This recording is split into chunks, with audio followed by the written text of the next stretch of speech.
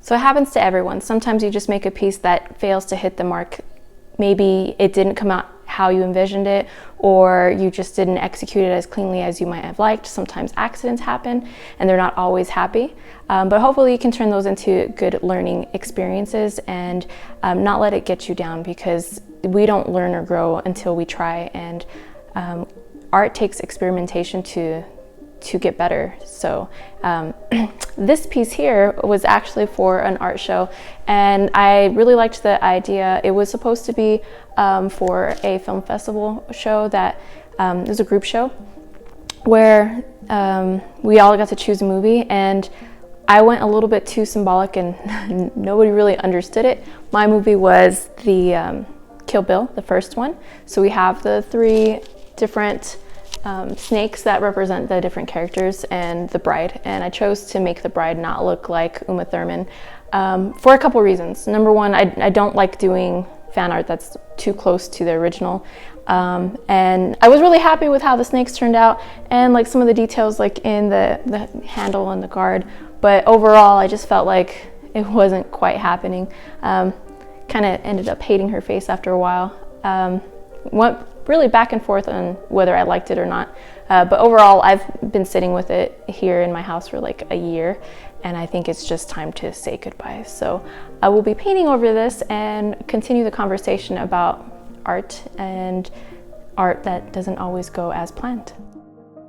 So before we get into it, quick disclaimer: when painting over a piece of work, you want to make sure that you use the best practice. For this painting in particular, it was done in acrylic paint, so it is safe to gesso over it with an acrylic gesso.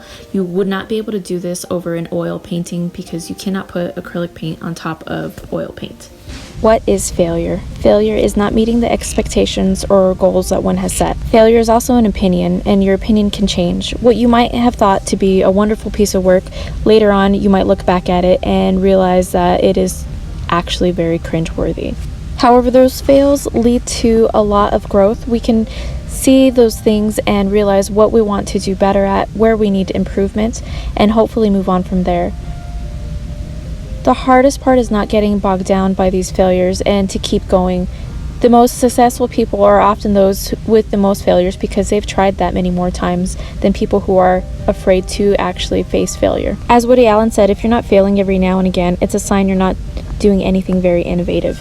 And I completely agree with that. In any interview with a person famous for being successful at what they do, they'll often tell you that they have failed more times than they can count. Vincent Van Gogh was thought to be a failure by a lot of people in his own lifetime. He didn't get very much success while he was still living, and it wasn't until way after his death that he became popular.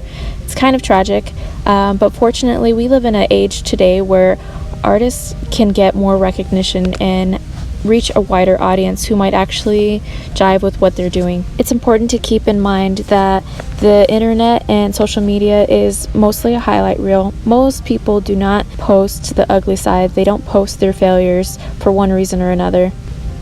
So we shouldn't compare ourselves, especially when we don't know all the backstories, the previous failures that may have occurred. Even the Renaissance master himself, Leonardo Da Vinci, had some failures of his own. He repainted over pieces I don't know how many times, and one work he's most famous for is The Last Supper, a fresco painting where some might consider that a huge fail because he did not use the methods that should have been done for a fresco. A fresco is a plaster surface with egg tempera painted on top. Leonardo da Vinci used oil because that was the medium that he liked and preferred. The oil and the plaster did not mix well, and it did not stand the test of time very well at all. It has since been restored, and that's why we are able to know what the image was supposed to look like. Of course, I have not always taken failures so easily. Sometimes it has really hurt and kept me from doing the art I might have wanted to do. But once I realized how much of a learning experience it can really be, I don't find it so difficult now to move on. Some of the people in my life, such as my husband and my brother, hate when I paint over things, so I actually try not to do it right away. When I'm unhappy with a piece, I will let it hang around for a while or put it aside, even hide it for a bit so it's out of sight, out of mind, and then when I bring it out, I try to reevaluate it a little bit more objectively. This painting that I'm painting over now, it was quite a bit of a disappointment. I realized a lot of the decisions I made and how I would go about it differently now, but I'm not upset about it. I took some good photos of it so that I can keep it in my archive and not forget about what I've done and where I've been.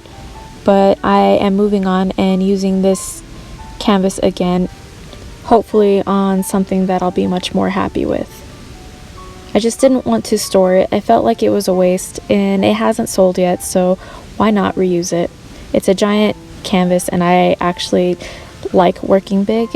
So yeah, to wrap it up, failing is not something we should fear, but learn from and grow from. And this is in any aspect of life, and not just our own failures, but viewing the failures of others also can really help us grow faster as well. While you should be real with yourself, you should also not be too hard on yourself, because we're often our own worst critic and things aren't generally as bad as we think they are. Just take a step away, get a different perspective, take some time away from it if you need to, and keep going.